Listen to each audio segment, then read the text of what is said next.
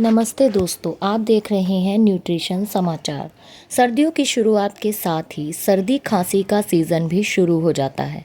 आज मैं बताने वाली हूँ 5 ऐसे नेचुरल फूड्स को जो आपकी इम्यूनिटी को स्ट्रॉन्ग बनाएंगे और सर्दी खांसी से बचाएंगे। पहली चीज़ है अदरक। इसमें एंटी इन्फ्लामेटरी प्रॉपर्टीज़ होती हैं जो गले की खराश और खांसी दोनों में राहत देती है। दूसरी चीज़ है शहद। हनी गले को सूखे करता है और ड्राई कफ में बहुत असरदार होता है।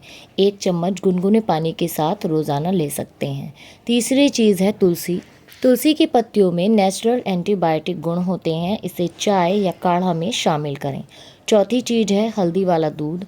हल्दी में करक्यूमिन होता है जो इन्फेक्शन से लड़ने में मदद करता है। रात को सोने से पहले लें। पांचवी चीज़ है गुड़ और तिल। ये बॉडी को अंदर से गर्म रखते हैं और इम्यूनिटी बढ़ाते हैं। सर्दियों में रोज़ थोड़ा सा लेना फ़ायदेमंद है। तो दोस्तों, इन 5 नेचुरल चीज़ों को अपनी डेली डाइट में ज़रूर शामिल करें और सर्दी खांसी से रहें दूर। वीडियो अच्छा लगे तो लाइक करें, शेयर करें और चैनल न्यूट्रिशन समाचार को सब्सक्राइब करना ना भूलें।